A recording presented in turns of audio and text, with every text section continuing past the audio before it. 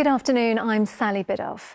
Former Prime Minister Boris Johnson is on a collision course with the current PM Rishi Sunak over a potential new Brexit deal. Mr Sunak has been trying to reach an agreement on the controversial sticking point of Northern Ireland with both leaders in Stormont and Brussels.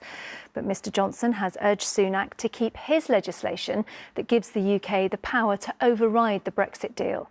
The verdict from the Leader of the House of Commons, Penny Mordaunt, this morning is just Boris being Boris. Catherine Sampson reports. Boris Johnson said he had an oven-ready Brexit deal. As it works its way through Parliament, the former Prime Minister's warned Rishi Sunak not to ditch what he sees as a key ingredient.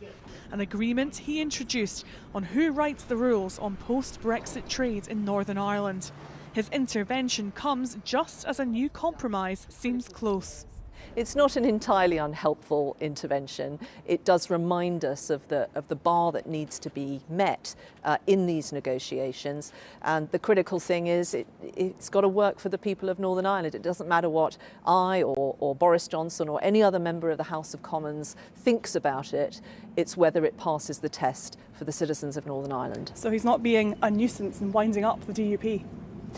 I think what everyone should be doing is focused on ensuring that these negotiations get a good outcome. I think the Prime Minister would acknowledge that part of the reason why we've been able to make progress is what his predecessors did to get us there. The Northern Ireland Protocol was designed to avoid a hard border on Ireland, but it has in effect created a border in the Irish Sea, with goods coming from Britain being checked as they enter. The unionist community sees this as a threat to their position within the United Kingdom.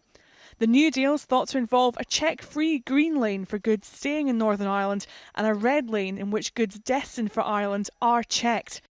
Rishi Sunak needs to sell any compromise to the DUP and to all parties in Northern Ireland, but also quell a potentially big rebellion from backbench MPs in his own party. If there is a vote on a new deal next week, Labour says it will provide political cover to try and get a compromise through.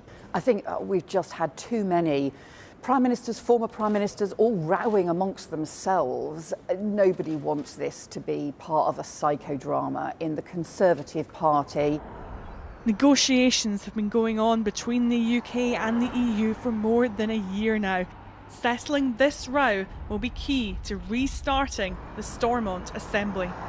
Catherine Sampson, ITV News. Roads have been cordoned off in the area along the River Wyre in Lancashire, where police have been searching for the missing mother of two, Nicola Bully. Miss Bully was last seen walking her dog by the river on the morning of January the 27th. In the last few hours, the police helicopter has been up to assist officers on the ground. In Exeter, a man has been arrested after a woman in her 70s was attacked and killed. It happened in a park in the Wamford area at around 4 o'clock yesterday. Armed police detained the man, aged in his 30s, in the city late last night. And Scottish Health Secretary Huma Yousaf and former Minister Ash Regan have both said that they will stand to replace Nicola Sturgeon as the next SNP leader and Scotland's First Minister. Candidates have until Friday to receive more than the threshold of 100 nominations.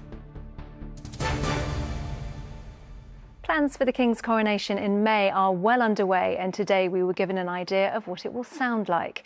12 new pieces of music have been personally commissioned by the King, including a new coronation anthem to be penned by Andrew Lloyd Webber. The Palace says artists have been chosen to blend tradition with the new musical voices of today. Alex Isaac reports.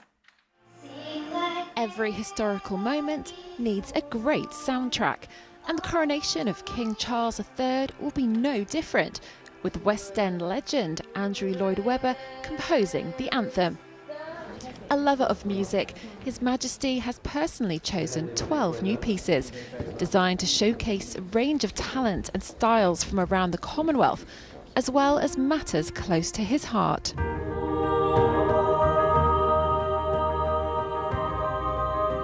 Having composed the theme for the then Prince of Wales's Terracotta project for COP26, Sarah Class was honoured to be chosen.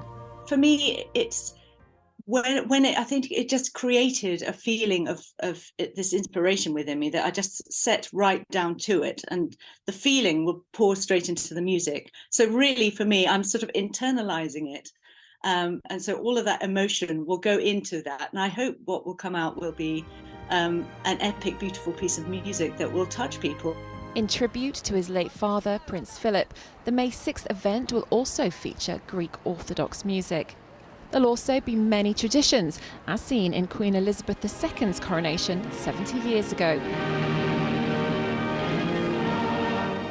With music by classical composers like William Byrd and Sir Edward Elgar. And celebrations won't stop after the event at Westminster Abbey, as a coronation concert will take place the following day, similar to the one held outside Buckingham Palace for the late Queen's Platinum Jubilee, with rumours that the Spice Girls could be performing. The King may even break out some of his dance moves. Alex Isat, ITV News. The BAFTA Film Awards take place in London later, with All Quiet on the Western Front leading nominations. The Netflix German-language World War I epic is up in 14 categories. The Banshees of Inisherin and Everything Everywhere All at Once follow closely behind with 10 nominations each. And finally, some good news for England's men's cricketers, who've wrapped up an impressive 267-run victory over New Zealand on the 4th day of the first test. It's England's first test win in New Zealand for 15 years. That's all for now. Lucy Watson will be here at 6 with your next bulletin. Until then, bye-bye.